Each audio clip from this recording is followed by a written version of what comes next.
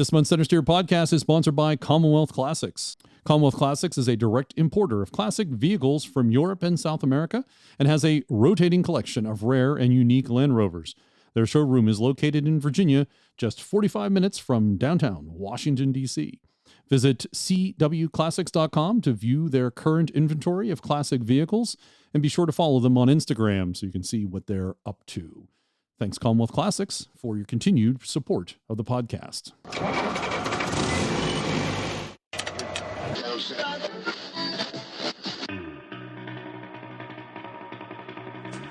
The CentreSteer Podcast, a Land Rover podcast by Land Rover owners. Welcome to the CentreSteer Podcast, podcast number 111 for June 2022. CentreSteer is a podcast by, for, and about Land Rover owners. I'm your host, John Costage. Joining me over Zoom is Dixon from the Sky Creeper. Good day, good day. How are you, sir? Not too bad. Not too bad. That's good. Morgan and Harold are busy doing other Harold and Morgan things, so they're not joining us this month. Our guest this podcast is Ashley Giordano. Ashley is a senior editor at Expedition Portal and Overland Journal. She joins us to talk about Finding Barbara Toy. Barbara Toy was an author, photographer, and playwright. You know, she worked with Agatha Christie. In our community, she's known for solo expeditions in her Land Rover and writing about it. Many of Barbara's books are now out of print, sadly, and Ashley is on a mission to preserve Barbara's books and make them available for everyone. Ashley's asking our listeners to check their bookshelves and contact her if you have a copy of one of her books that is now out of print. Barbara Toy, I think, should be as well known and regarded as the first overland. Check your bookshelves and let's help Ashley to track all the out of print books down. I think you might have a couple, Dixon, don't you? I don't have any. No, for the interview, Ben Smith actually had just about all of them, which was so photographed all the title pages and sent them on. Excellent. Well, hopefully they connect and get the full books and we can make them available. But you'll hear more about that later in the podcast. Yep. And thanks for listening. A big thanks to all our Patreon supporters. We appreciate your support. Visit our website to see how you can support the podcast. As a Patreon supporter, you can buy a shirt, a sticker. You can also buy us a tee, which is similar to Patreon, in that you get to choose the amount. And I know the way I said that, it sounded like Patreon supporters can only buy shirts and stickers. That's not true. It's another way to support the podcast. I was reading it. I realized that's how it sounded. This is your monthly reminder that 2023 is Land Rover's 75th year. We're inviting all Land Rover owners to the Pittsburgh Vintage Grand Prix in July of 2023. You now have 12 months to get your Rover ready. The countdown. We're almost into single digits now. Well, actually, if people want some incentive, if they're going to go and plan to go to the 75th anniversary rally at Greek Peak on the 14th to the 18th of 2023, their cars will be all ready for the Pittsburgh Grand Prix. That's right. So you can travel. That's the Anarch. Or Anarch, I'm still trying to figure out how to say that. The Association of North American Rover Clubs has selected the location and the date for the 75th North American Gathering. There is a name for it, but it's not official yet. But mark your calendar, as Dixon said, for June 15th through the 18th in 2023. And it's at Greek Peak Mountain Resort. That's in Cortland, New York, which is southeast of the Finger Lakes region, if you're familiar with that, 40 miles south of Syracuse and 20 miles east of Ithaca, New York. And for anyone that went to the 50th, according to the people that have been there, it is nothing like you experienced before.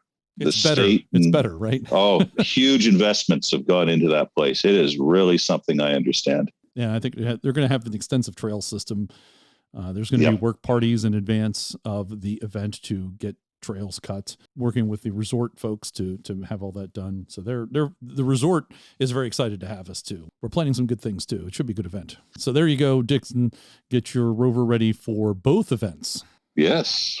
Not just the Vintage Grand Prix, but also the Anarch 75th. So it's about a month apart. They're about a month apart from each other. So there'd be time. Yeah. Get it ready. Take it to the Anarch event, and then you have a month to get it ready to come back to Pittsburgh. That's right. All right, now it's time for the news. Why don't we get to it?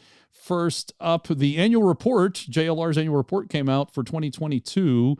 It is 77 pages. Very exciting reading. If you're, unless you are a financial person, it might be good reading material if you want to nod off having trouble getting to sleep. On page, I think it's 15, they talk about global retail sales, and I thought we'd talk about that just in a little bit of detail because they show you the sales by region. Retail sales were 376,381 vehicles for fiscal year 21 to 22.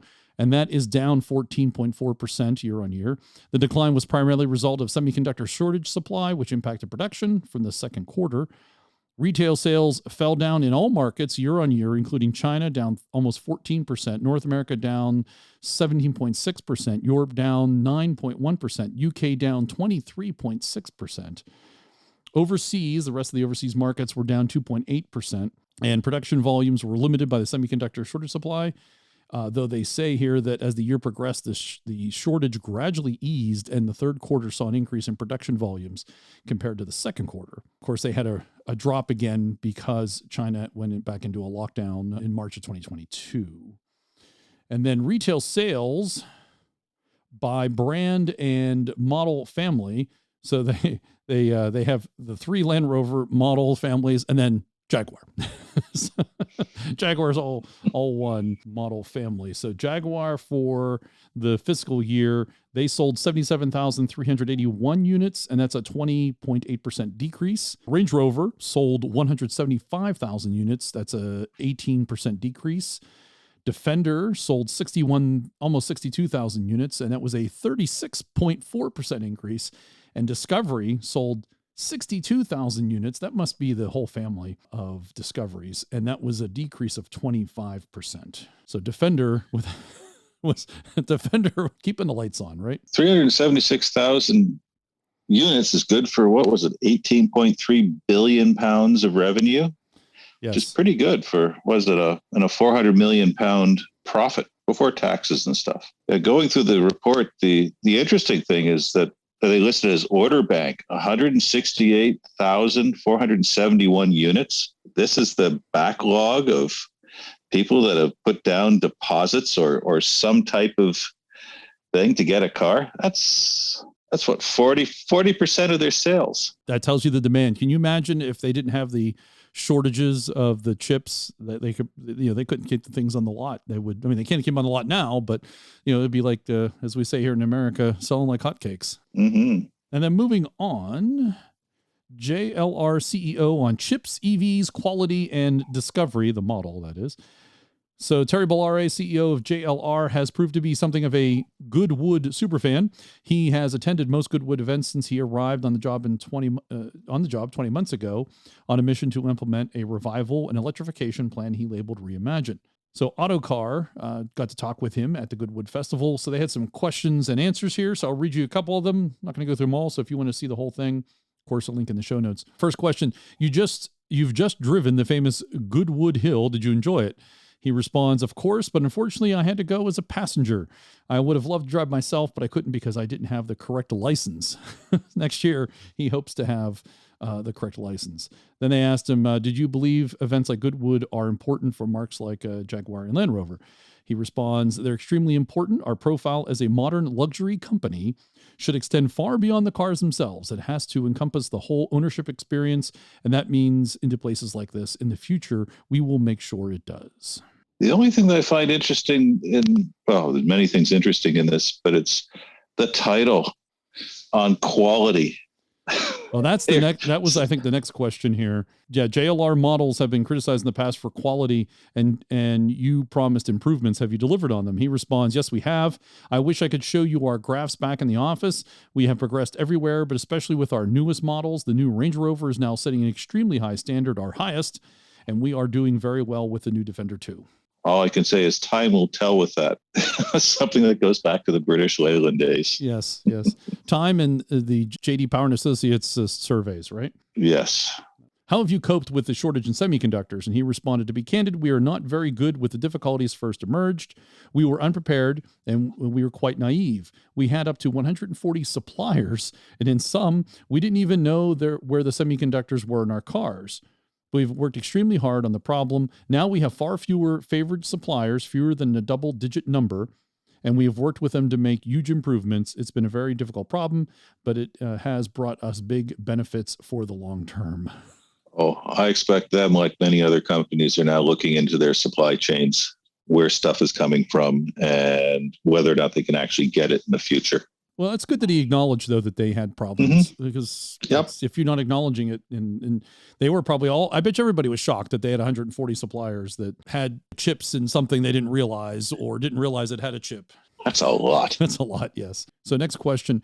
How has your production been going? He responds, we have had a difficult time, like many companies. Did you know that last year we made only half of the cars we could have made? It's no surprise that we have a long waiting list. As you know, our aim is to make 600 to 800,000 cars a year, and we have not managed anything like those numbers, because they're almost 400,000. They were barely got to that. Yeah. We know you're working flat out on the new electrified Jaguar lineup, but what about new Land Rover models? And he responds kind of short. We will advance some of those too, even ahead of schedule, to cope with electrification, but I can't give details yet. And then finally, about the Discovery, they say, what sort of niche can Discovery have, the model? He says, it's been a very family-oriented model. Answer, oh, there's a typo in this. It says, answer what to enhance that. It should probably say, we want to enhance that. So his response then would be, it has been a very family-oriented model. We want to enhance that. It needs to have many of the best characteristics of our luxury models, but with the emphasis on practicality and accessibility. So does that mean it's moving up to replace the Range Rover that has moved up further? Time will tell. You never know with these. Yeah, that's my take on it. Just sounds like moving up. Moving up. That'll be your entry level Range Rover, so to speak. Well, the whole purpose is to get people into the mark and then work their way up.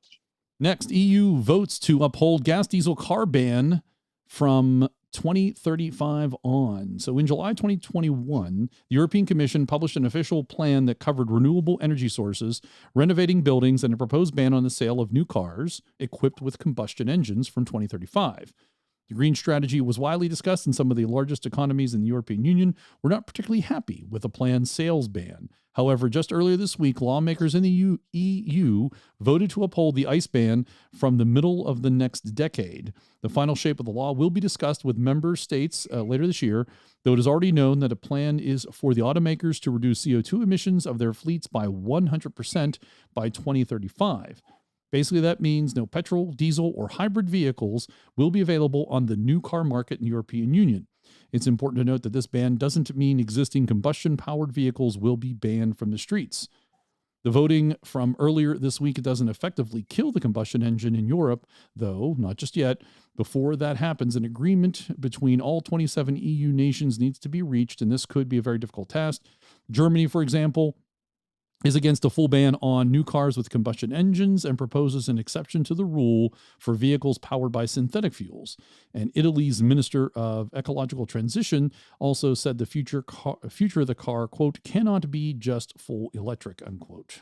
I hope their electrification and upgrading of their grid for all of these electric cars is well underway. And they've got the power plants and so on to actually go and do this. Where are you going to get that energy from? Because they were getting a lot of that generation. I suspect a lot of that generation seemed to be coming from gas from Russia. This is also politicians that probably won't be in office in 2035. So I wouldn't be surprised if they advance the date, because it might win them re-election in the next round. Speaking of electric cars, CNET did an almost a 12-minute video on, are EVs actually worse for the environment?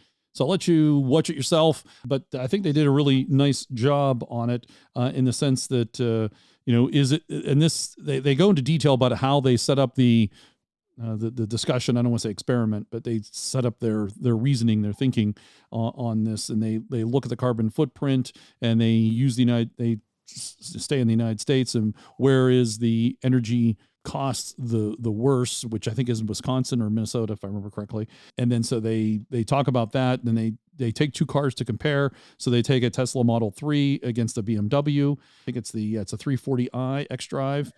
And then they compare those. They look at the outputs, the CO2 outputs of those vehicles. And they also talk about battery production, because, that certainly is, one of the big questions that come up in this discussion is, well, what about the batteries? They cost a lot, and they, they're more ecologically worse for the environment than the vehicles themselves, or maybe in comparison, with ICE vehicles. So I invite you to watch it. Their conclusion basically was to kind of skip ahead to that, is that the electric cars, after about 3 years, then considering all those factors, after about 3 years, then the car kind of pays for itself in the sense of all of the CO2 and carbon output. It'd be interesting to see the analysis run against an old series vehicle without the plastics and all the other complicated stuff in them, and see how they actually compare.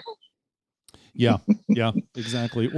Or maybe like one of those 1980 Volkswagen Rabbits that got something like 50, 60 miles to the gallon on a diesel. Of course, I mean, there's a lot of pollution concerns there, but I guess it makes sense to compare apples to apples at this point, modern gas, modern electric. Yep. Next, Jaguar. To mark 75 years of sport cars with special F-Type later this year. Jaguar plans to celebrate its beloved internal combustion cars and plans to spend a great deal of time on the Jaguar F-Type, which will be the last internal combustion Jaguar sports car. Bolloré told Auto Express, quote, "As we move towards 2023, we'll be celebrating 75 years of Jaguar sports cars, and the F-Type will be the last internal combustion engine Jaguar sports car. It'll be a wonderful celebration of what has been," unquote. Continuing on with that interview, he explained the future of the JLR brand. According to Bolloré, Jaguars will utilize a brand new EV platform that's currently under development, with test mules hitting the road very soon. This new platform will lead Jaguar into the EV future, where it plans to sell high-end EVs in the $100,000 price bracket. Ouch, on the price bracket. And then the maker of the Ineos Grenadier reveals plans for second SUV. So Ineos Automotive has confirmed plans to build a smaller version of the Grenadier that will be all electric. The plan was revealed by company founder Jim Ratcliffe in his first video interview since the project started. Jim sat with presenter Mark Evans in the final episode of Building the Grenadier, a series dedicated to sharing the development journey of the Grenadier. The new model will use an all-new, smaller platform than the Grenadier, while retaining its workhorse DNA and off-road capabilities. Launch timings are yet to be confirmed. The second model will be produced alongside the Grenadier and the Grenadier pickup at the company's Hambach plant in France. Ineos continue to back hydrogen fuel cells as the clean powertrain solution for future versions of the Grenadier. That will be very interesting to see. Well, that's going to be then the same question that applies is hydrogen stations through, in your area, community, how many of them are there and where are they spaced? And that's been a challenge in the past. Sneak peek of the new Range Rover Sport. So JLR recently unveiled the all-new Range Rover Sport to the world in its third incarnation of the vehicle. That is the first edition of the Range Rover family after the Range Rover itself. So the chief exterior designer, production and quality designer at JLR, his name is Dominic, and he has a video, and he described the new model to Coventry Live as the most dynamic Range Rover Sport yet. Highlighting some of the features, he added it has much slimmer graphics and a visor-like appearance. There's a sporty low grille that incorporates all the technology and has ground-hugging appearance. Speaking about the inspiration behind the new model, Dominic said the new Range Rover Sport is an iconic car for us. It really defines the segment. This was about making the car more sophisticated, more technologically advanced. Also, our approach to modern luxury by design and taking the modernist approach, reducing elements where possible, reducing ornamentation, extra precision with all the line work, unquote. Remember the reducing ornamentation. I'm noting the ground-hugging appearance on an off-road vehicle that's supposed to not hug the ground to go and do something more than just green laning. Well, they don't call it an off-road vehicle anymore. It's always SUV. Yes. Yeah, there's a lot of ground effects on this. Let's face it, it's not intended to go off-road. Although it can, it's not really intended for that. Well, friends with older sports, they certainly like them. So it'll be interesting to see how this one does. And also the new Range Rover Sport SVR has been spied. It has been more than a month since Land Rover unveiled the Sport. An $84,000 luxury SUV is all new for the 2023 model year. as it migrates to its third generation, as we just mentioned. And the updated Sport means it will get an updated SVR and a new batch of spy shots caught the performance model testing near the Nürburgring. The high-performance SUV continues to conceal its design under the camouflage and cladding, but the coverings can't hide the SVR's performance bits. The model's larger brakes and quad exhaust pipe sticking out of the back reveal its true nature. But the SVR should get other unique styling touches like unique wheels, tweaked bumpers, and more. Powering the new SVR will be a BMW-sourced twin turbocharged 4.4-liter V8 that powers the BMW X5M. The engine produces 615 horsepower and 553 pound-feet of torque in the X5M competition, and the Land Rover should make the same around the same amount of output. The engine will likely pair with the fast shifting automatic transmission and an all-wheel drive. The SVR should be capable of hitting 62 miles per hour in 4.5 seconds. I know, I have to laugh every time that it's any Land Rover is going faster in under, say, 30 seconds. It has to happen. And Land Rover could cap its top speed at 173 miles an hour. Land Rover hasn't indicated when we could see the new Range Rover Sport SVR, but it shouldn't be too far in the future. It could happen before the end of the year, but that's just speculation. I wonder if you could go and take a photo of the vehicle with that wrap and the camouflage and wrap your series vehicle with it. Oh, you want the camo on your series? Yeah, of course you could. Of course you could. That'd be kind of neat for people. See, I think what would be interesting is to have camo that looks like the silhouette of the series and Defender, and then put that on your series or Defender. I think that would look cool in a weird way. Going off-road in Napa Valley with the new Range Rover fleet. So this article was from something called Inside Hook. Didn't hear about it, but it popped up in the feeds, and it's your typical went out and drove a Range Rover, but in particular, the author here ends up talking to Jerry McGovern. So they were in Northern California to test drive 3 new Range Rovers, the V8 First Edition, long wheelbase, and the top-of-the-line SV model. And the chief creative officer for JLR, Jerry McGovern, had a few minutes to spare.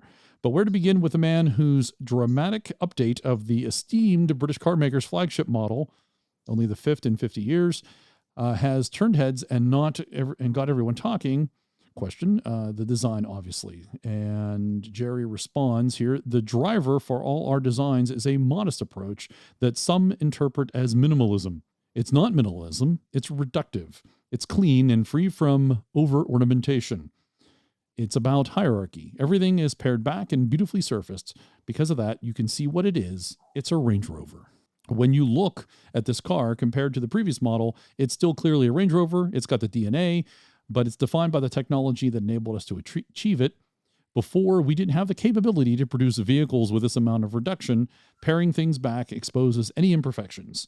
There's nowhere to hide. It's got the floating roof, the continuous beltline, and formality at the front. It looks like the Queen drives it because she does. So it gets the Royal Seal of Approval too. If you want to read more about the drive, you can check out the article. There's a link to it in the show notes, of course. But I just it was interesting to hear from Jerry again talking about reductive and minimal. It's not minimalism, it's reduction. And then Land Rover came out, debuted the Defender 130, and CNET title here I think says it all. 2023 Land Rover Defender 130 has 8 seats, more space, uglier looks. The Defender 130 is 13.4 inches longer than the 110, of which has been added at the rear of the SUV, not in the wheelbase. The closer you get to dead-on side view, the worse the 130 looks, because all of that extra length is behind the rear axle of the SUV, and the proportions are thrown off, giving it a huge rear overhang, made even more awkward by the presence of the spare tire. It isn't as ungainly as the Jeep Grand Wagoneer L, at least. The Defender 130's approach and breakover angles are the same as the 110, but its 28.5 degree departure angle is 11.5 degrees worse than the 110.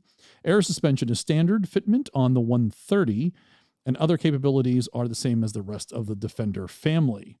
Aside from the extended rump, the Defender 130 is nearly identical in design to the other Defenders. And this, I didn't notice this until I read it. I think the same for you, Dixon, when I pointed it out to you earlier. It ditches the Alpine windows on the roof edge that the Defender 90 and 110 have in favor of a gigantic panoramic sunroof that stretches all the way over the third row. So once you see it, you can't unsee it. Yeah, it's very true.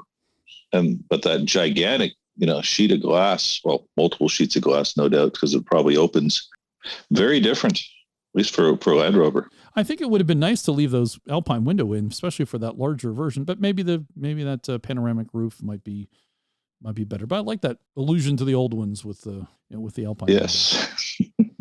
Well, the article goes on to say, but the 130 is really all about the interior.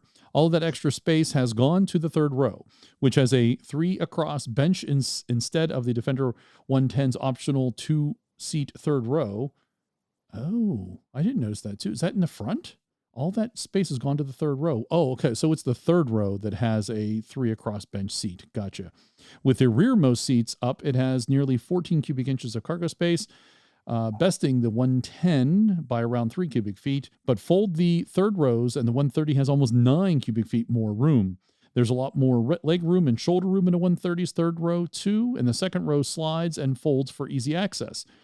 The third row seats are heated as standard, and passengers get armrests, USB-C ports, climate control vents, and stadium-style seating. When the Defender 130 goes on sale later this year, it will be available in S, SE, X-Dynamic, X-Dynamic SE, X, and First Edition trims. Pricing for the lineup has yet to be released, but Land Rover says the 130S will start at $69,350, including a $1,350 destination charge. That's $6,400 more expensive than the Defender 110S, fitted with optional $2,100 third row and the $1,600 air suspension. But the 130 has more powerful engine, more standard features, and a lot more space. There's your new 130. It'll be rather interesting to see how well this one sells. Yeah. It's an interesting vehicle. I think it makes sense for America. It really does for the size, but it's got to be massive in person because, the 110's big. But can you imagine just adding on that extra space in the rear? It's going to look like a Cadillac. Those Cadillac Escalades? Have you been up one of those lately? Oh, yeah. They're big. They're huge. And that the front is like a wall. Front grille seems like a wall to me.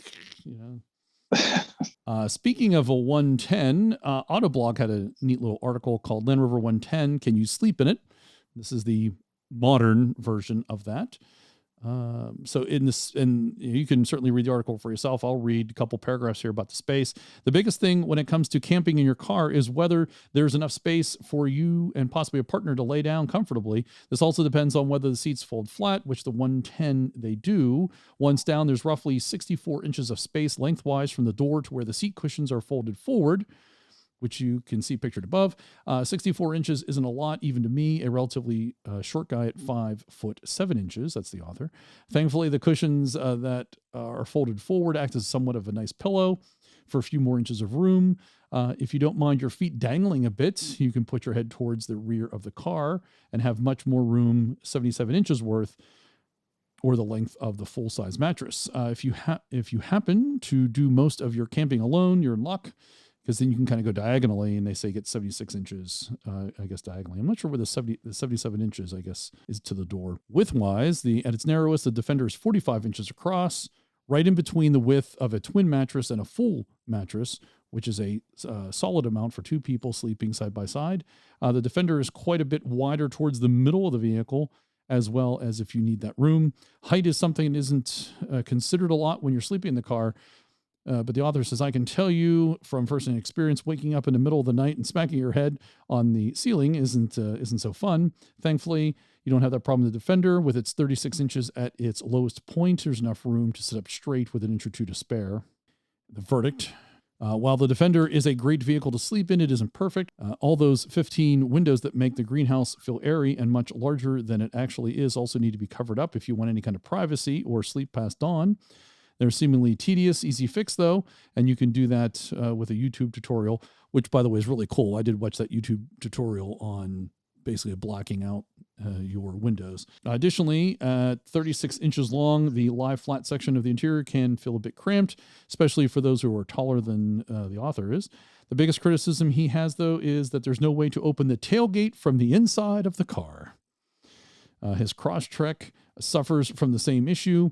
In the morning, there's few things better than just being able to press a button on the key fob or inside the vehicle and have their rear door open, ushering in the views, sounds, and smells of nature with it. I've slept in my 110, my 87 110, and you can open the door from the inside. That's interesting that you can't, but it's certainly compared to Defenders and Series, you've got more space across. You would think for all the automation and modern cars have, there could be a button on the inside to pop the rear tailgate and open it up. Especially with the 130, it would make a lot of sense to have that, another quick way to get out of the vehicle if there's a problem. I'm surprised there isn't a way. I would have thought that would be a safety thing. Something we didn't know about the 110, the modern 110, of being able to exit out of the vehicle from inside. Well, he has good taste. It looks like he's got a Hudson Bay blanket on his bed. Yeah, it looked pretty cool, didn't it? Yeah. It seems like there'd be plenty of space in there. There definitely, as you said, there's definitely the width space. Unlike the Heritage Defenders, there's not those two wheel well boxes on the side. No. That you have to contend with. But can you imagine the 130 with all that glass up top above you in the ceiling? I might be good at night, but daytime. Oh, you're going to be getting out of bed at the crack of dawn before that turns into a greenhouse and starts to warm. And for the video game players in our audience, all this was a trailer for a game called SnowRunner, but they have a Land Rover pack. And you can play this game, I guess, on PS5, PS4, Xbox, because you can drive a Heritage D90 or a modern D110. And it's called SnowRunner. So those of you who know of the game or play the game, you can get the Land Rover dual pack. Never heard of the game. Neither did I, but it's cool that there's a driving game that has Land Rover mods, I suppose, or Land Rover options. That's good. Then we have a couple stories on electric conversion kits for especially Heritage Land Rovers. The first up is a Land Rover Defender bolt-in electric conversion kit from Electric Chassis Cars. This is an 8-minute video. If you want to check that out, of course, I have a link in the show notes, but they supply Tesla kits that they've converted the motors and the batteries, and they supply it to all around the world. That Jaunt Motors in Australia, ECD here in the US, EV Underground in Canada. And so it's just a neat video. He talks about what they do and how they do it. Of course, here you go. Got to laugh. What's your guess, Dixon? Pretend like you don't already know. 0 to 60 in this Tesla powered Defender. 0 to 60. How many seconds? Probably under 4. Yeah, I know. You already knew. 3.5.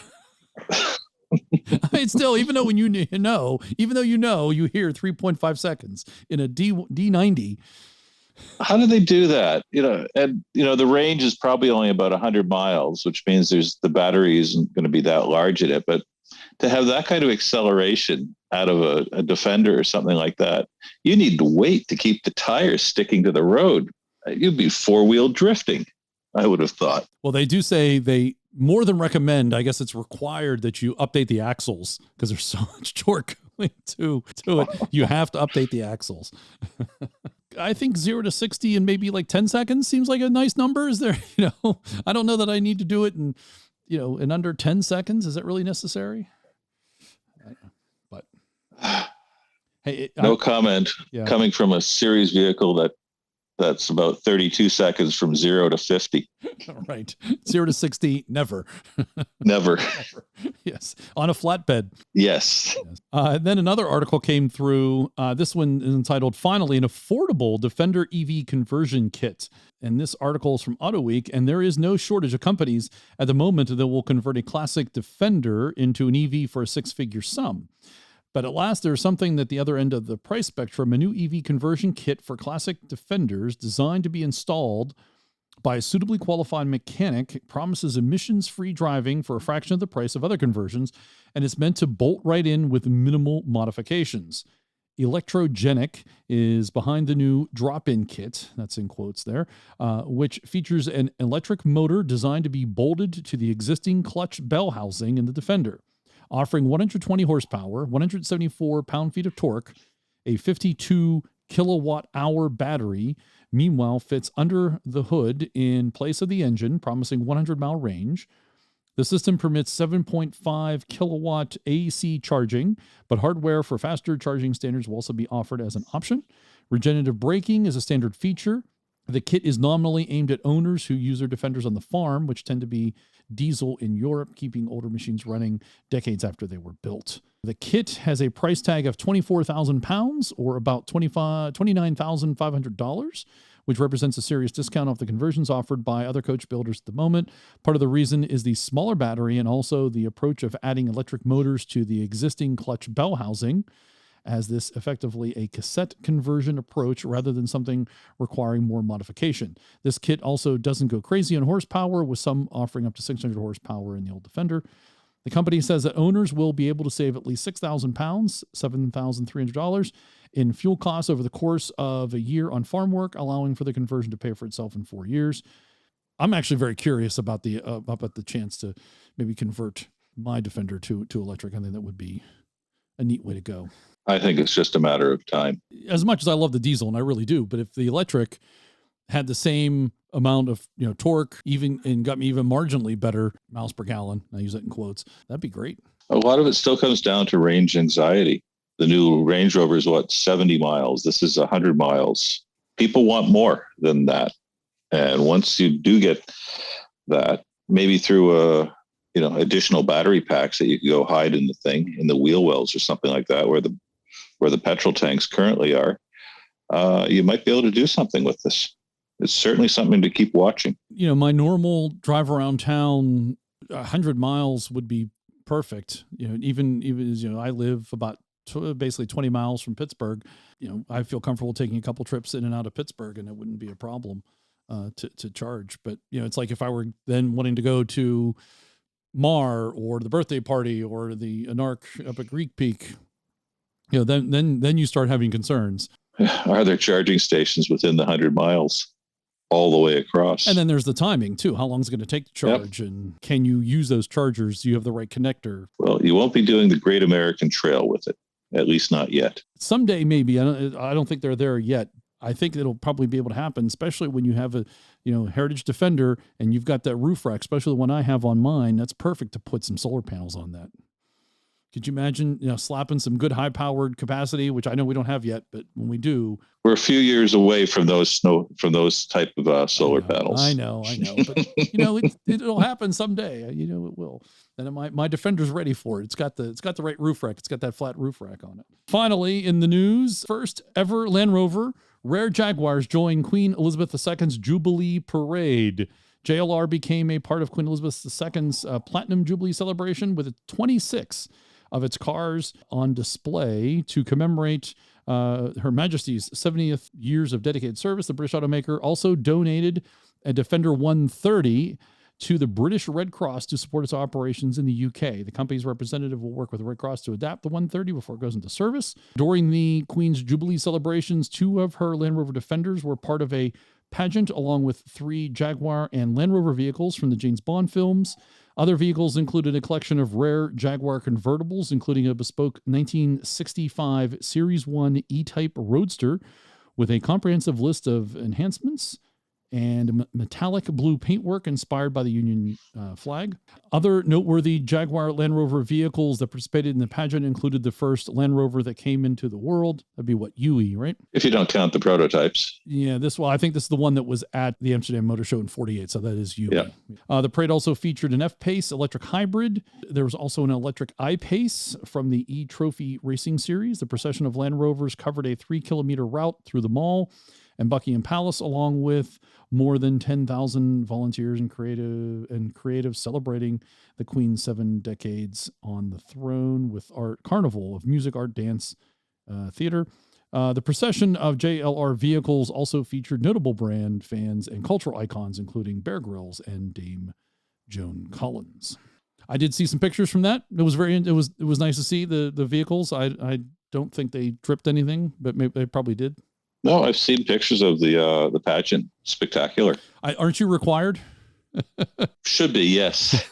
But we didn't get the 4 days off like they did. Oh, so that's see, you're part of the Commonwealth, and you didn't get the extra day. No, we didn't. Feel robbed. A friend sent over some of the bunting that they used.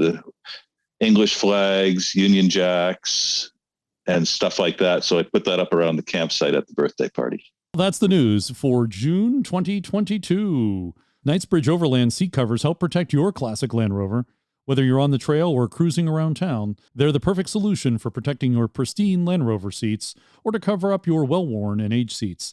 Each seat cover is hand-cut and sewn in the USA for a custom fit that looks like it's straight from the factory. Each seat cover is crafted using durable 600 denier Cordura material. It's waterproof, oil, and dust resistant. Knightsbridge Overland seat covers are designed to be extremely comfortable and help keep you warmer in the winter and cooler in the summer, while providing protection against mud, dirt, grime, and more. Knightsbridge Overland seat covers are available for most classic Land Rovers, including Series, Defender, Discovery, and Range Rover. Select the Knightsbridge Overland seat cover that's right for your Rover.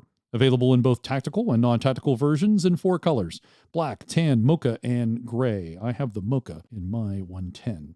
Our tactical seat covers include military-grade MOLLE webbing that accommodates pouches, weapons, tools, first aid kits, and more. Non-tactical seat covers feature 3 handy pockets for much-needed extra storage in your Land Rover. Visit knightsbridgeoverland.com and enter STEER10, S-T-E-E-R, the number 10, at checkout for 10% off your Knightsbridge Overland seat cover order. That's knightsbridgeoverland.com and enter STEER10 for 10% off your order. Protect and enhance your Land Rover seats with Knightsbridge Overland.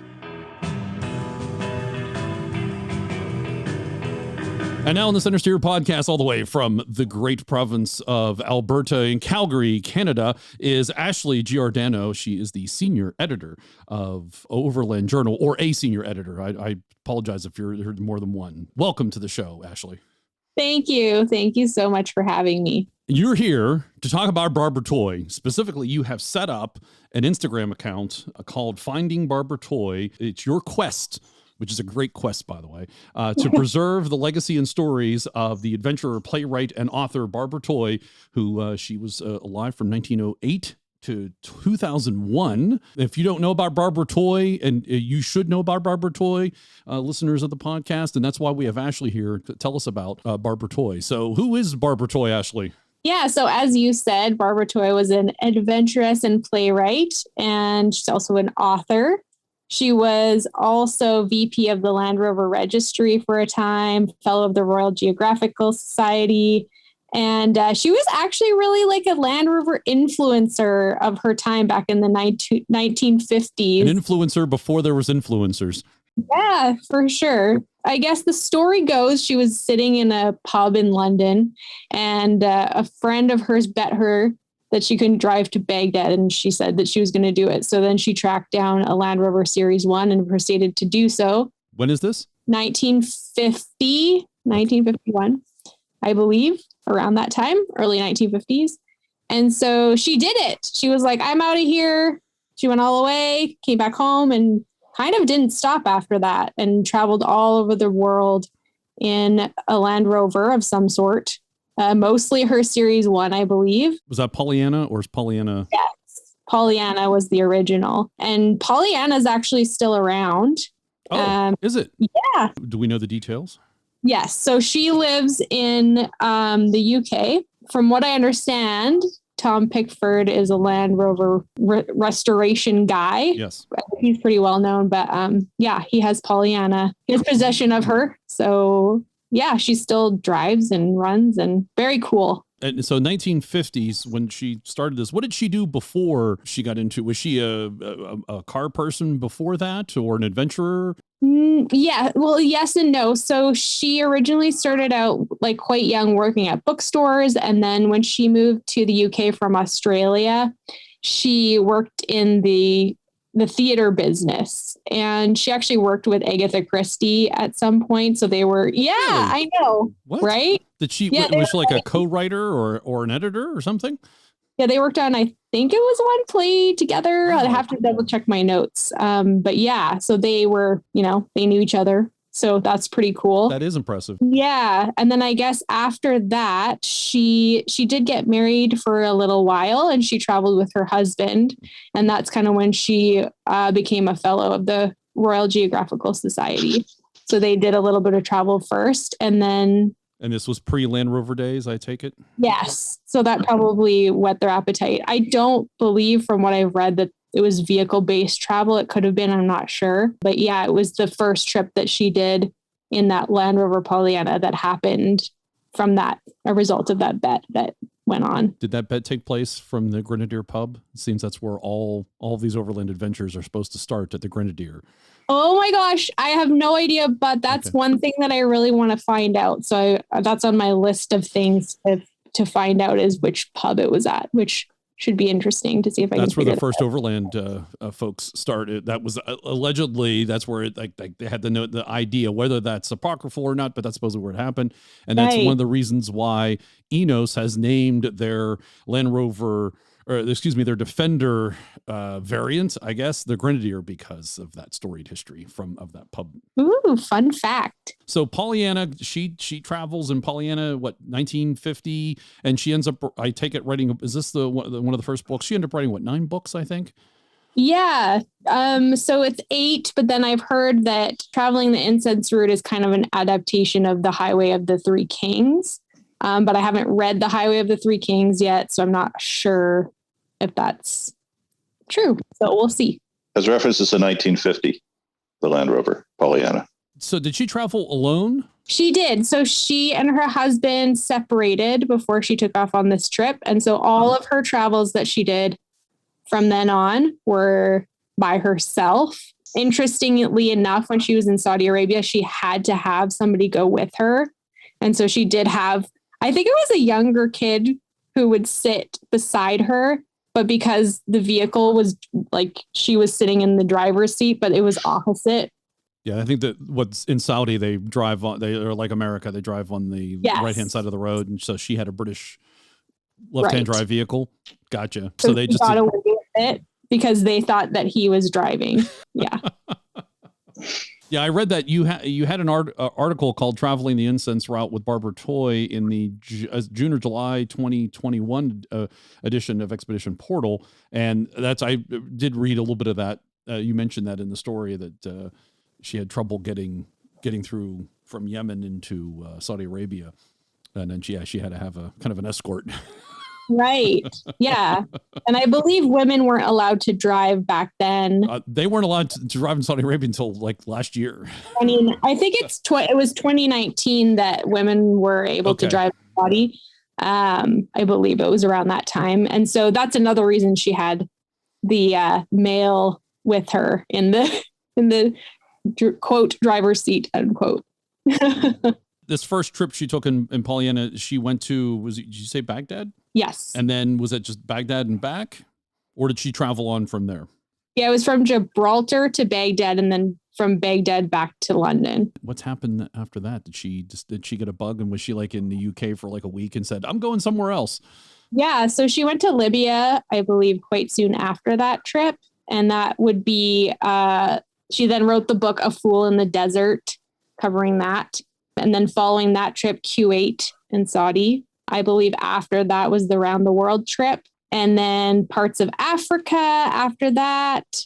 And then Timbuktu to Tripoli or Tripoli. I don't know how to say it. Tripoli? And she did yes. Thank you. In Libya? Yes. Okay. So she obviously liked Libya. She went back there. I think she loved the desert. So makes sense why she would be drawn to those areas. But she did complete another second world tour later on as well. So she was a busy lady. And she would write a book about each of these experiences.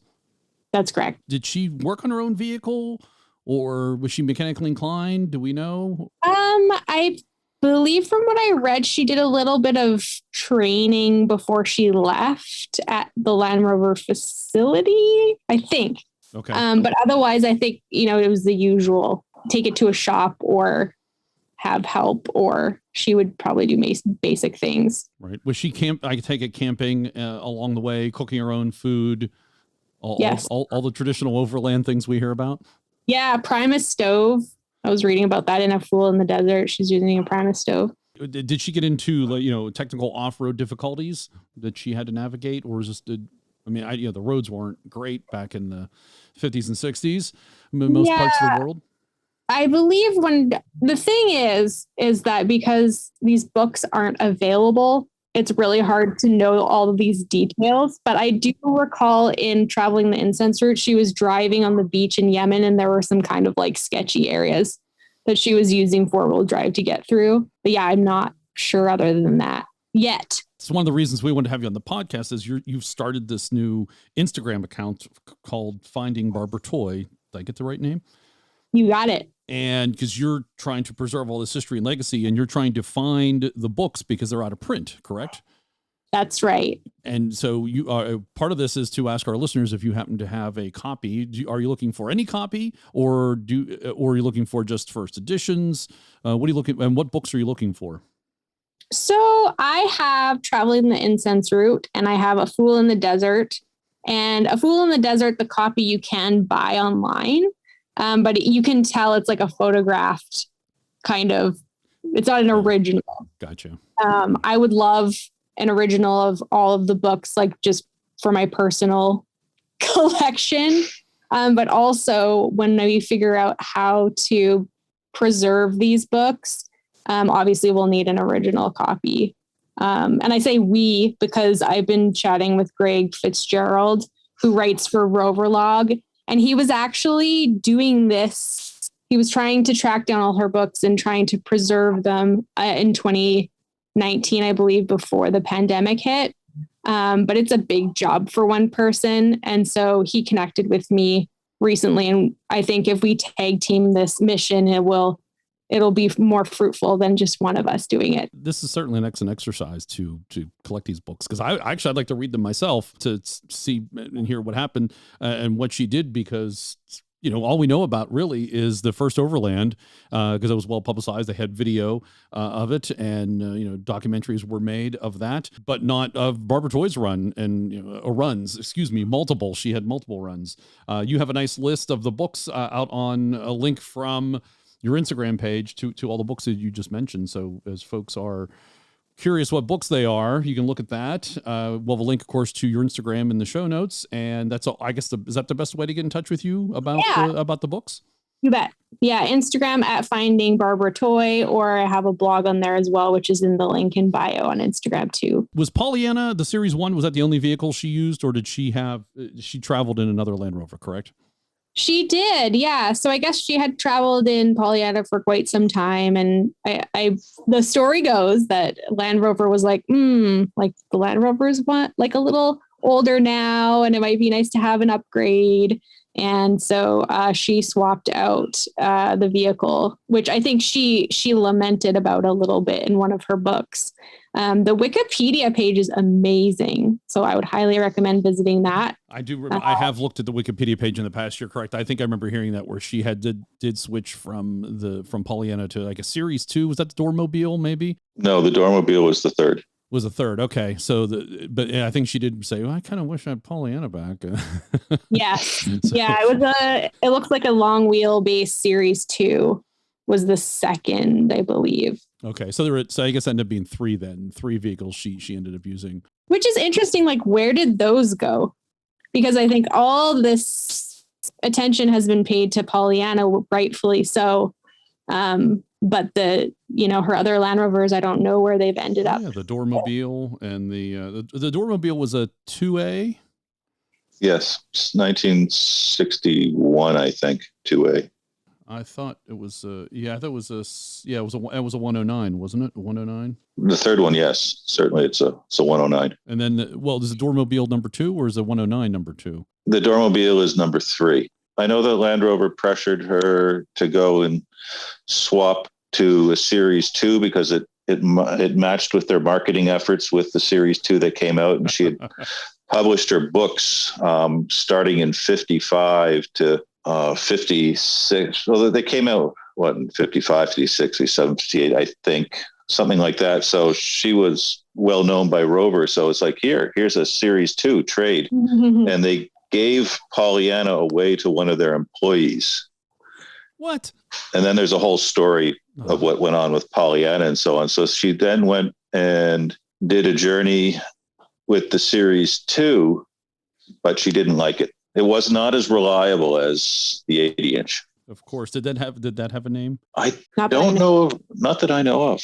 And then she got the Dormobile. That was the last one. Or the third one. Did we know if she had Land Rovers the rest of her life? Not sure. I'm sure. Yes, probably. And I know she drove Pollyanna later on in her life as well from time. Well, she bought it back. Yeah. There's a big story about that whole. Yeah. Yeah. She bought it back for about 5 or 6 times what she paid for it originally, and then had it for a while. And eventually it ended up with Tom Pickford. I don't know about that offhand. Right. I think at some point it was at a all boys school as well. But I am going to chat with Tom Pickford. I've been in touch with him. So we have a meeting that's going to happen at some point so we can chat about all that. So you're writing all this stuff and preserving this as part of Overland Journal, and as I take it? Yeah, I mean, this is kind of like a side quest on my part. I'm assuming there will be content on Expo Portal and or Overland Journal, but this is something that I've taken on in my spare time because I'm just passionate about it. And I feel like it's so important to preserve the stories that she has written and her experiences. And it's a shame that we can't have access generally, like as the public, to her works. So it's more like a passion of mine that I'm kind of doing on the side. That's excellent. That's great. But Barbara Toy is not the only female that's traveled, right? There was 2 Americans who traveled in a Jeep, and I think because you'd written about that most recently too. That's what Jeopardy in a Jeep. Is that correct? Yeah. So I believe in 1954, 2 American professors named Dorothy Rogers and Louise Ostberg, they took their Willys wagon and drove 25,000 miles around Africa. And so Dorothy Rogers wrote a book called Jeopardy in a Jeep, and they documenting that journey. And then subsequently, she also wrote a book called Highways Across the Horizon.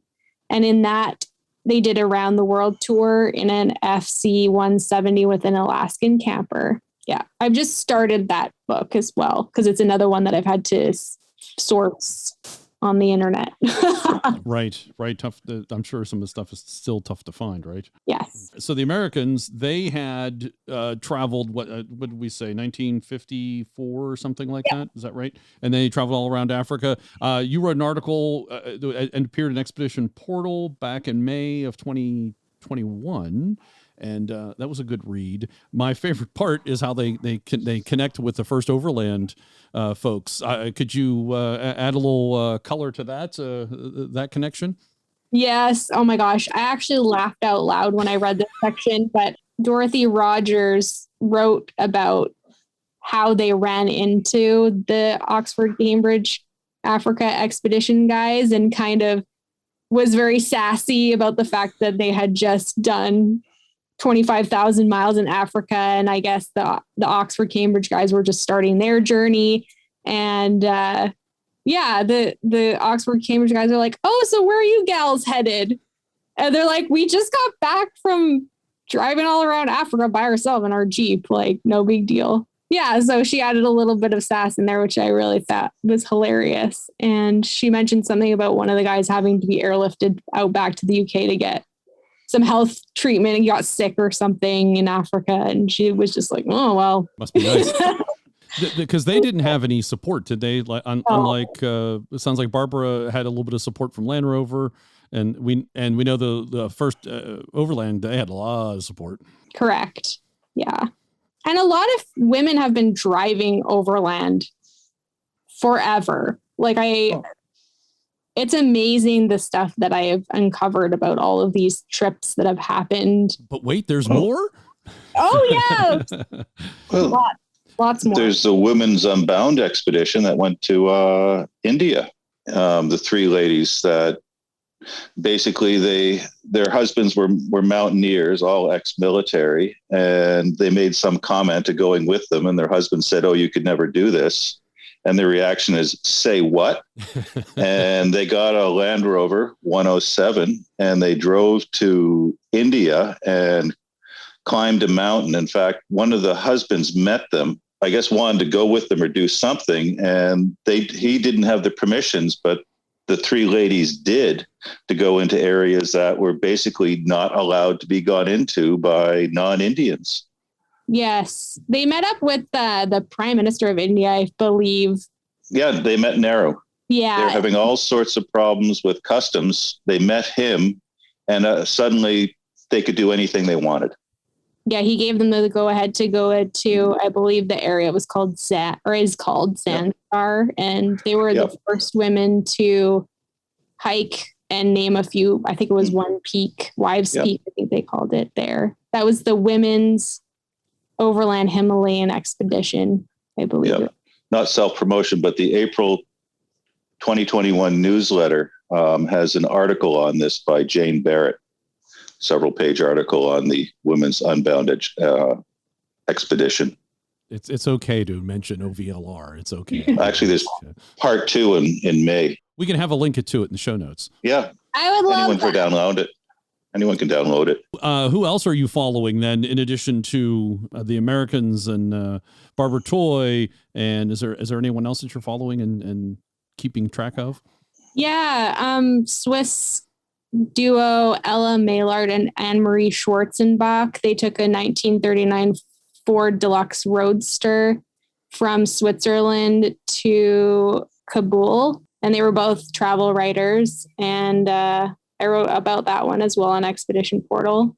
There were the Van Buren sisters in the US. I believe they were maybe the first to drive motorcycle and sidecar across the United States. There were another few that have done from Europe, Cairo to Cape Town in a sidecar and a motorcycle. There are a lot. It's interesting that you don't particularly hear about that as much as you do, of course, as the men, going out. And do you think it's because they maybe didn't get as much support as the men did in their overland? Maybe I could be completely wrong on all that.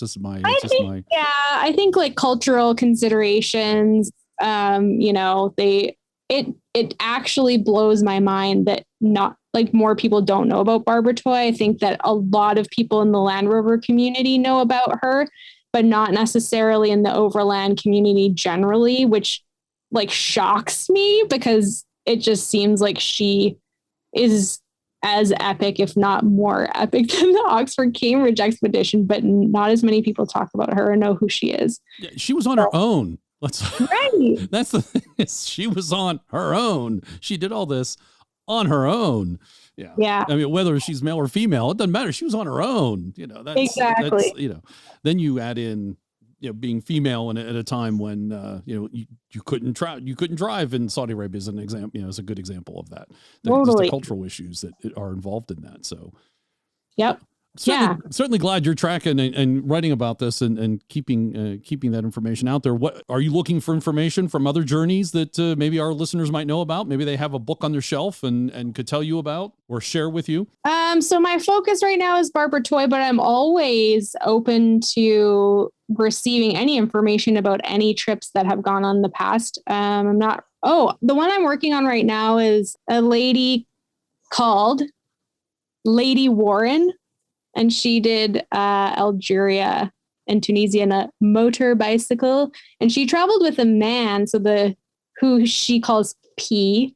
She doesn't ever say his name. But he drove the motorcycle and she was in the sidecar. And there's nothing about this woman on the internet. I have no idea. Where is she from? Was she British? Yeah. Okay. And her name was Lady Warren? Right. Do you know what time period that was? This was like before 1920. There's a book I'm reading right now. She wrote it. So, but yeah, I just kind of go down a bit of a, wormhole when I'm on the internet, and one thing always leads to another, and I find these characters, and it's like, yeah, I'm so grateful to be able to find these stories and share them with the readers of OJ and Expo Portal and beyond, because their stories are so important to tell. Right. Absolutely. Absolutely. Well, as you know, friend of the show now, Bill Cooper is doing his own trip, kind of a Barbara Toy, actually a Barbara Toy tribute run across America, because she drove across America, I believe in 19 was that the late 50s? Is that the time period? I should have done some better research ahead of time. But what do you know about that trip that you could share with the audience about her trip across America? So I have not read Columbus Was Right. Because it's hard to find. It's out of print. Yeah, it was published around 1958, though. But I have been following his trip so far.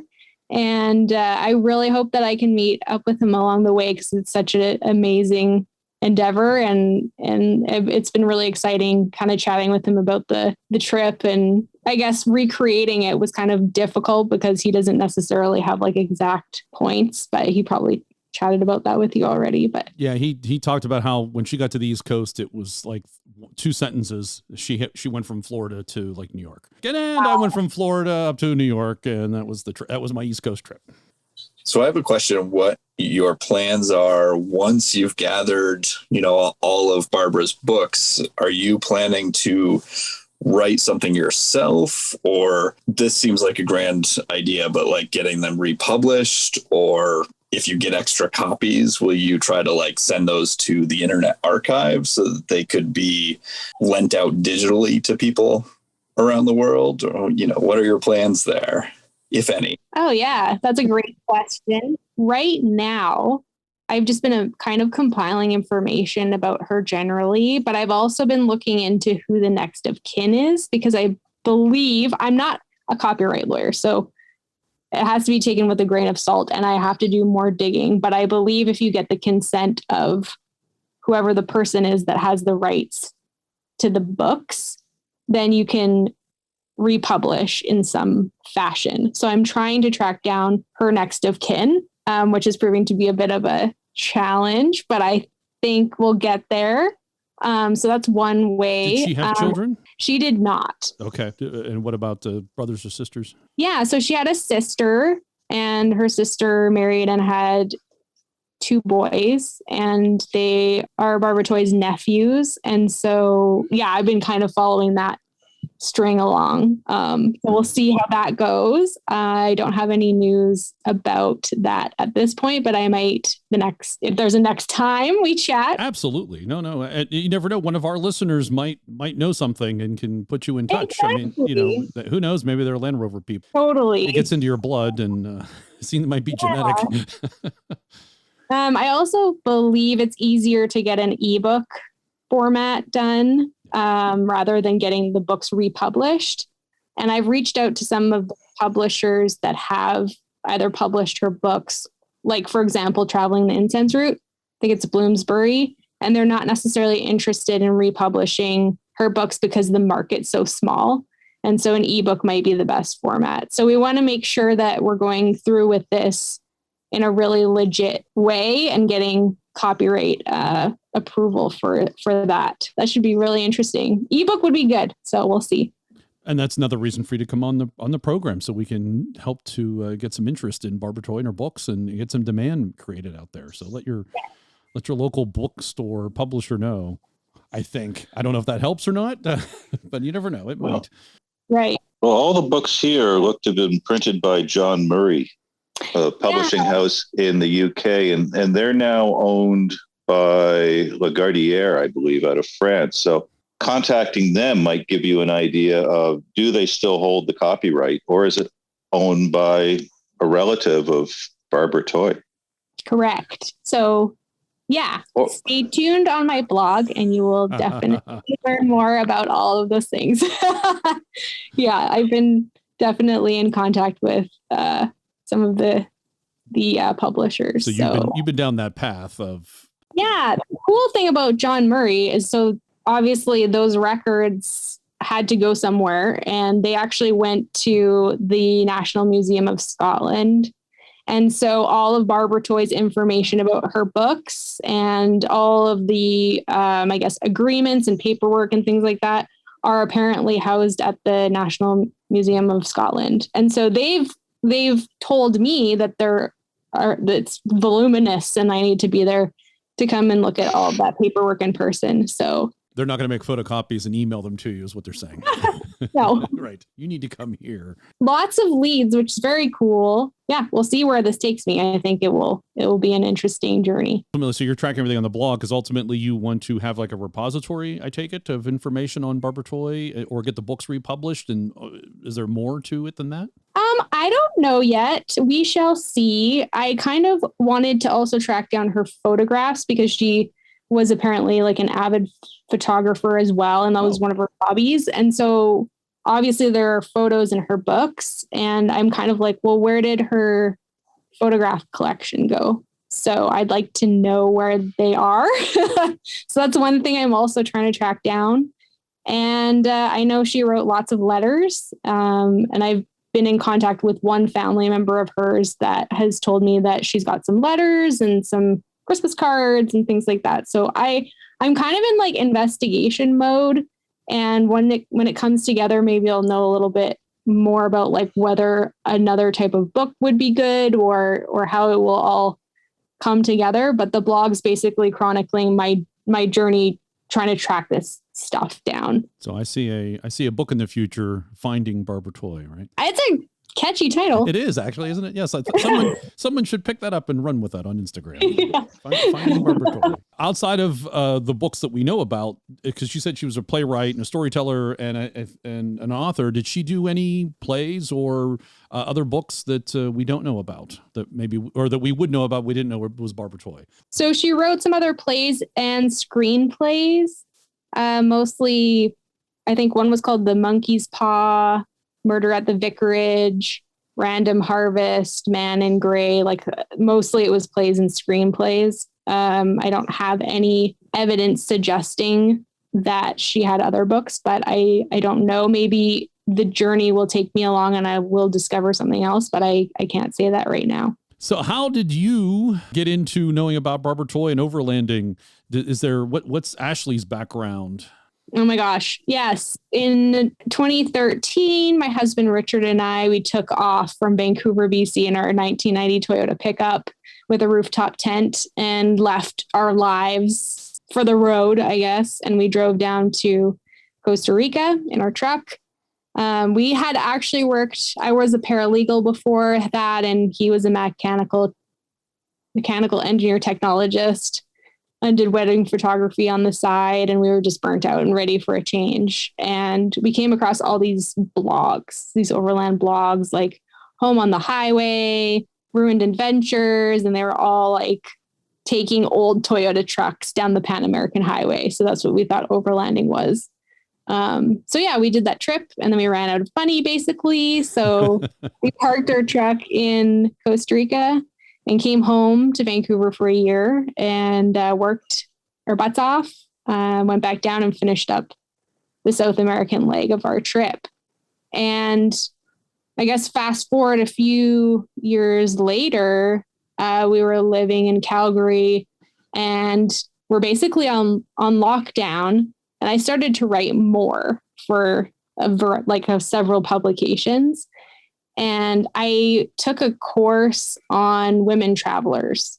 And I actually learned about Ella Maillard and Anne-Marie Schwarzenbach and their trip in their Ford. And I was like, this is really cool. Like, why isn't anybody really talking about the history of women in overlanding in the space?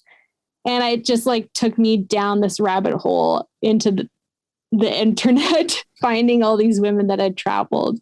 So yeah, we've got like some historical overland pieces that have been gracing, I guess, pages of Expo Portland Overland Journal. So that's been really exciting and really a great pleasure of mine to be able to share those stories. So that's kind of it. It's a great story. That's wonderful. No, it sounds like you were early van life. I think that's the current hashtag, right? I guess. Yeah, like 2013. It was really interesting, or it has been interesting watching the overland culture and the changes that have happened. Like when we first took off, people were like, what is that thing on the top of your vehicle? Like, what is this tent? I don't understand. And now like everybody in the US, it seems like, has a rooftop. Now they finally know what an RTT is. Yes, you can throw out RTT, and people should know what that is. Yeah, so it's been really fascinating. But so during the pandemic, have you gotten out, been able to take any other trips, or maybe you did during the pandemic for all we know? Yeah, so the big trip that we did was the beginning of this year. Richard and I went to Saudi Arabia for just casually drop. We went to Saudi Arabia.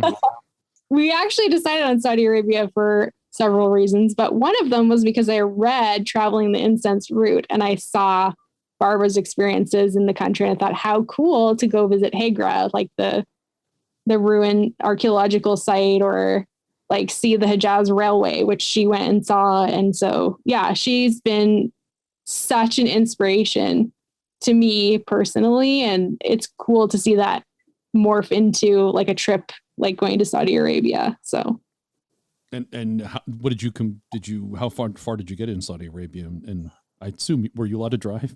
Should I ask that? I am allowed to drive. Yep. In Saudi Arabia. I'm not. Yep. I just want to be clear. Yes.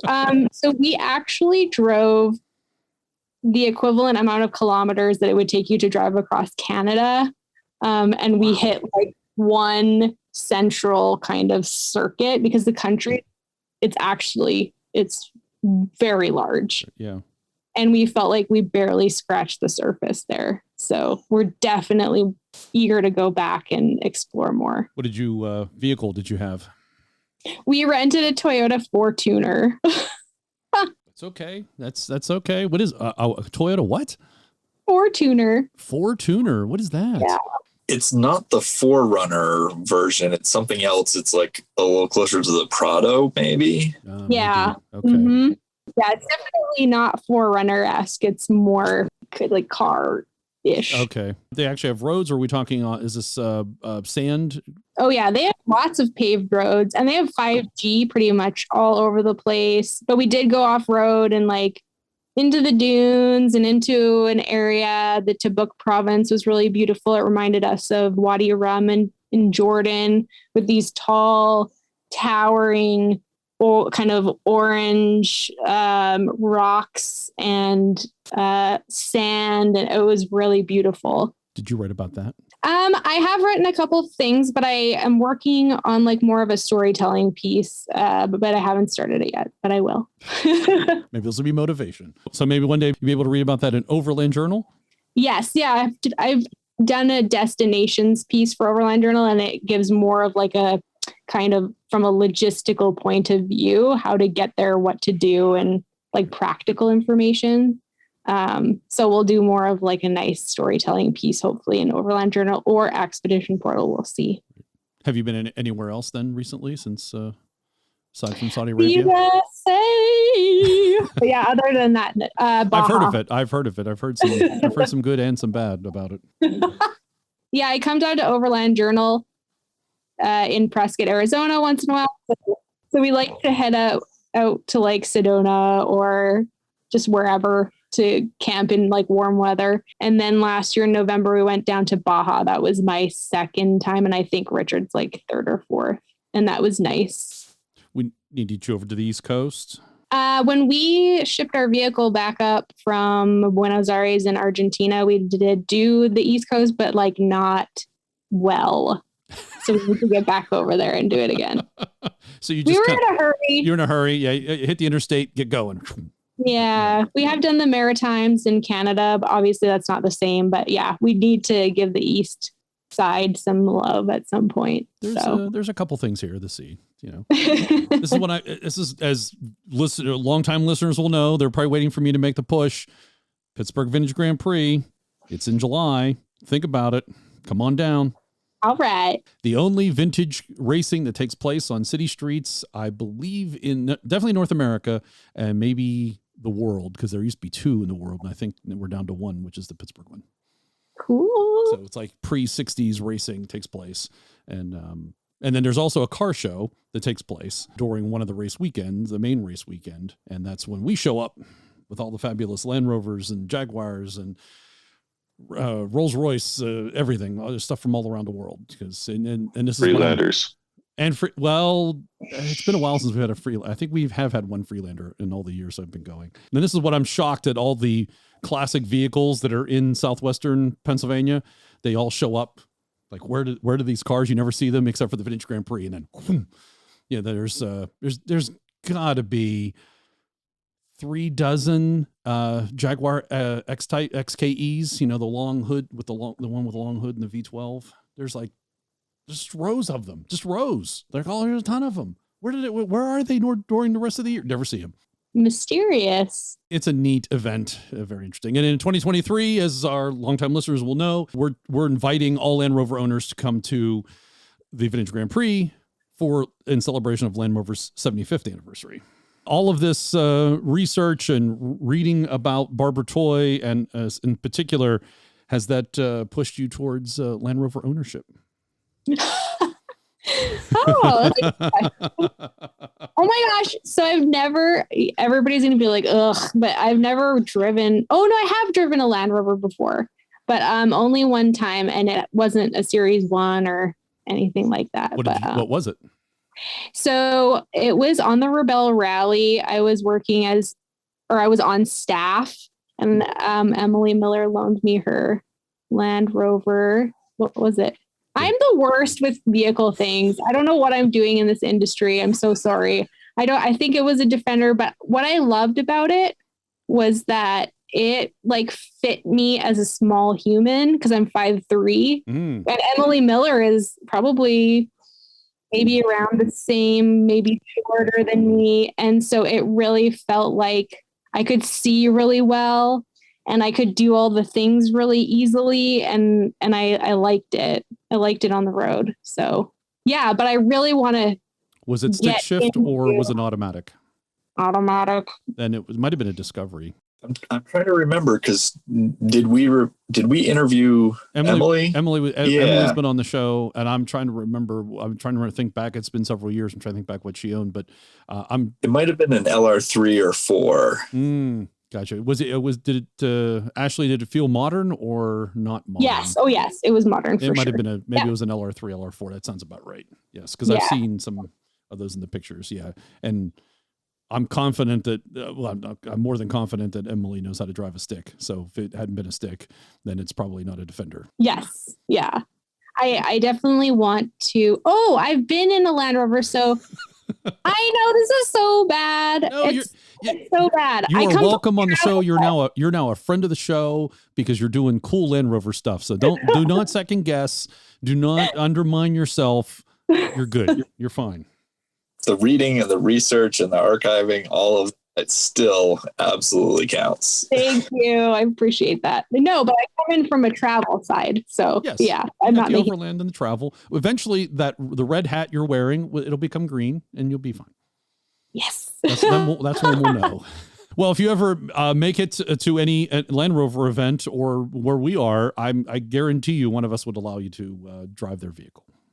All right. I'm looking forward to it. I've got 2 of them. You're welcome to try them out. They're both they're both right-hand drive, and they're both sticks. But it's actually probably one of the easiest things to learn how to drive a stick is probably a Defender, which has power steering. Nice. It's actually, you just put it in gear. You don't even have to worry about feather in the feather in the pedals. It just starts going. We have these Brazilian overlander friends, and they have a Land Rover Defender 110, and we were doing a piece on them, and it was really fun to drive around. And I'm like, wow, this feels so different.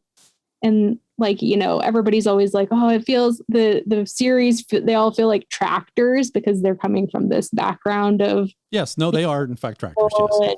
It's very fun. And I have to say the Land Rover enthusiast vibe is like unlike anything I've ever experienced in another vehicle manufacturing group. You're definitely going to have to expand upon that.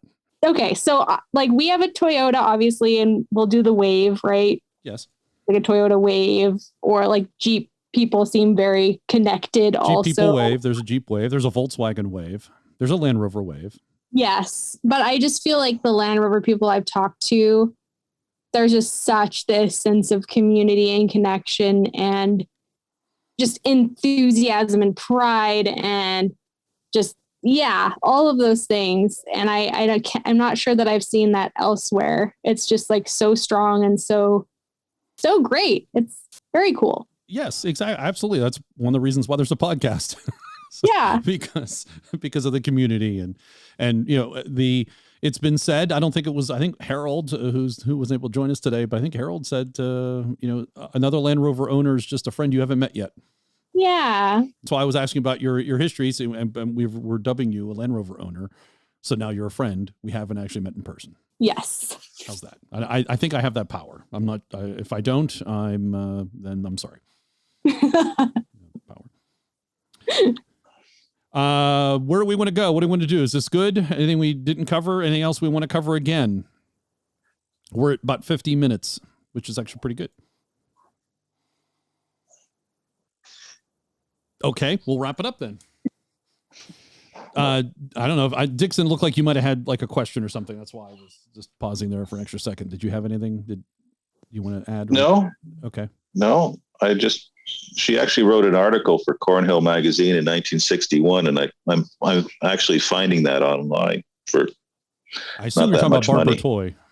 Yep. And not Ashley. Yeah. No. No, I don't think Ashley was writing articles in 1961. I certainly wasn't. I certainly wasn't either. No. See, this is the thing about Barbara Toy is that this like quest is infectious. He's like researching right now. I'm going to leave that in somehow. I'm going to you say that again when we end things. So we just talked about that and that. Okay, so we'll direct people to Instagram. Anything else? Is that the thing? Yeah, that's great. Okay. Ashley, it's been wonderful talking with you about learning about Barbara Toy and all the other ladies that have traveled overland, and we need to certainly hear more about that. So that's fantastic. How can folks connect with you? I assume it's through Instagram, which we'll have a link to in the show notes. If they have a Barbara Toy book or a story, or they have some information to pass along to you, I take it that's the place to go. Absolutely. Yeah. The link in bio will take you to a variety of places. So that's the perfect way to do it. Or you can send me an email at ashley@overlandinternational.com. And this project is not just about me at all.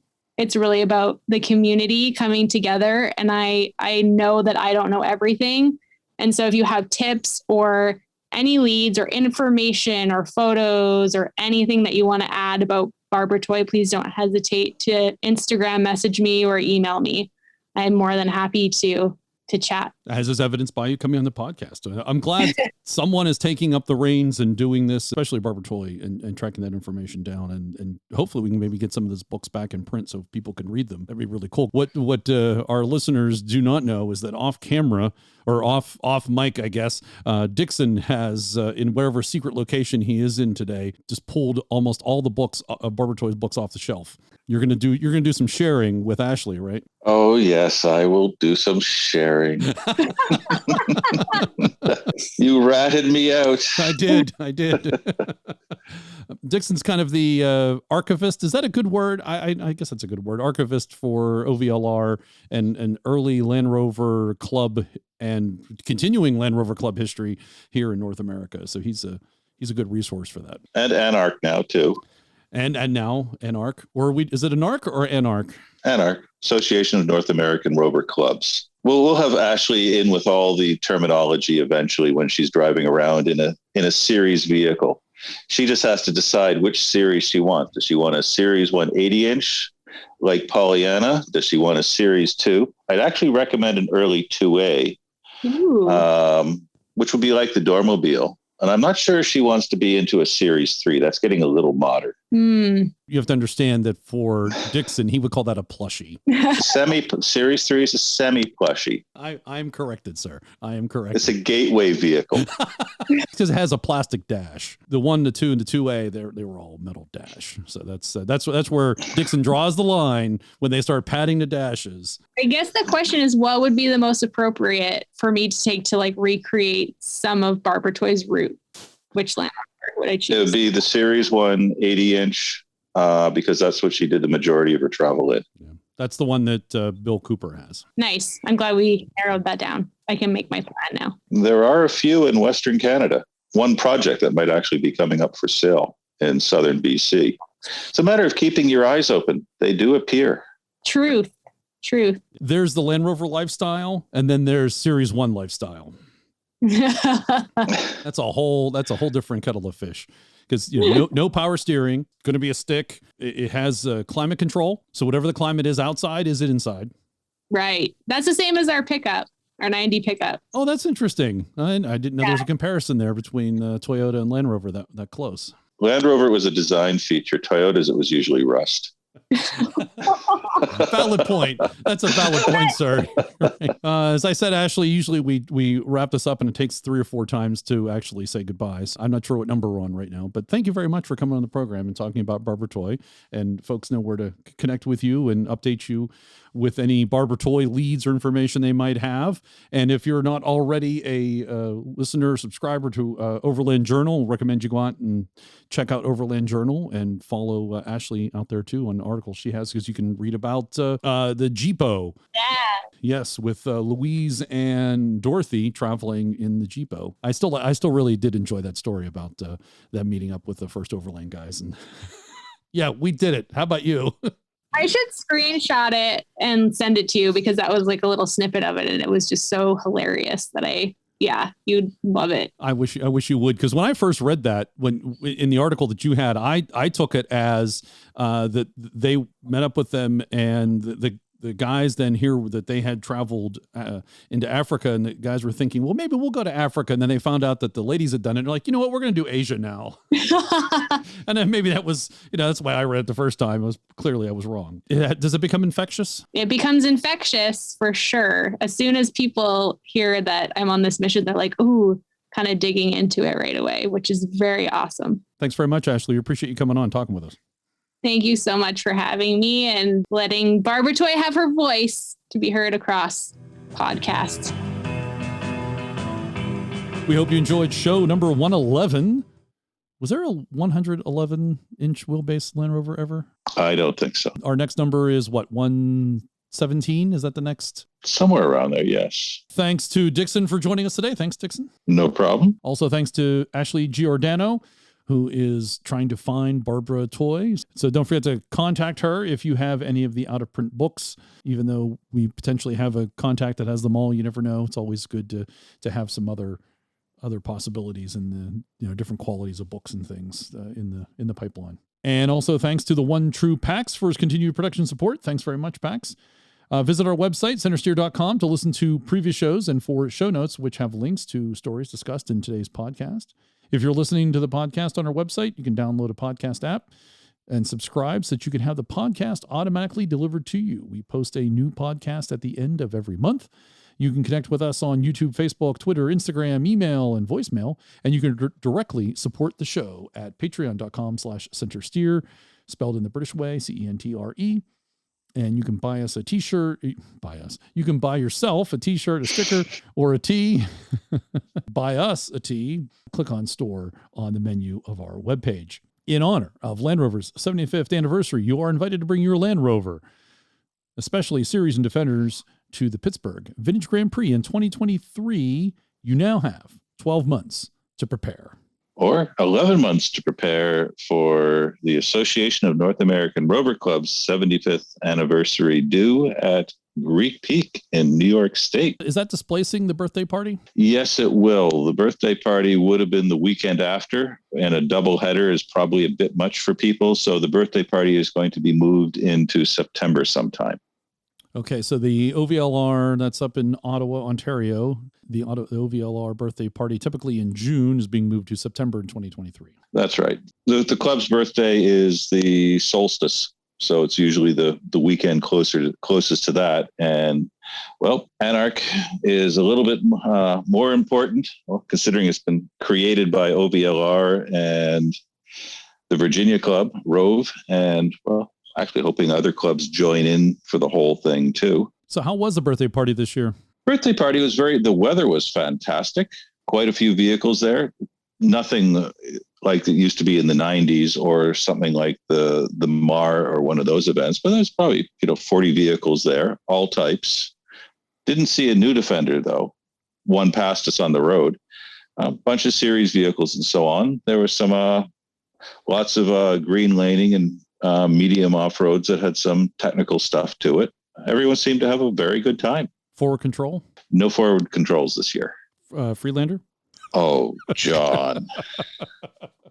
I just recall going to the birthday party back in the day, and there was those two forward controls that came from Montreal that were converted to campers. Those were slick. Yes. Also the day when Freelanders still ran. And Freelanders roamed the earth. That's true. You're right. I did take my Freelander to the birthday party. Do you guys still have that trailer with the food that you cook on? Yes, that's the Club Expedition trailer, named the Albatross, which was built by the club founding president, Mike McDermott. It's dragged around everywhere. Hence the name? Yes. Thank God they never put water into it. My God, it would really weigh a ton. It's used at other club events too. You think it'll show up at the Agree Peak? Oh, I would almost guarantee it. It was there last time. It'll be there again in the future.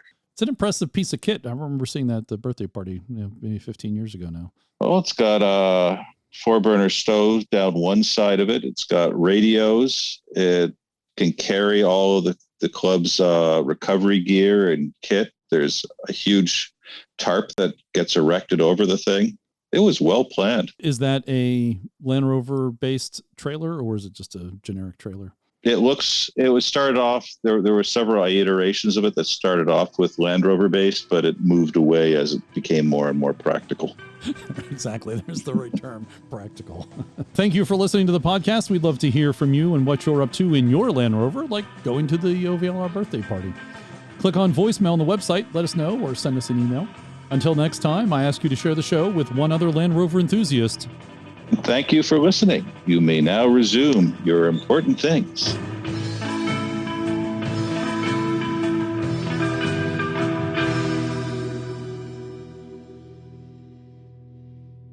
And Freelanders roamed the earth.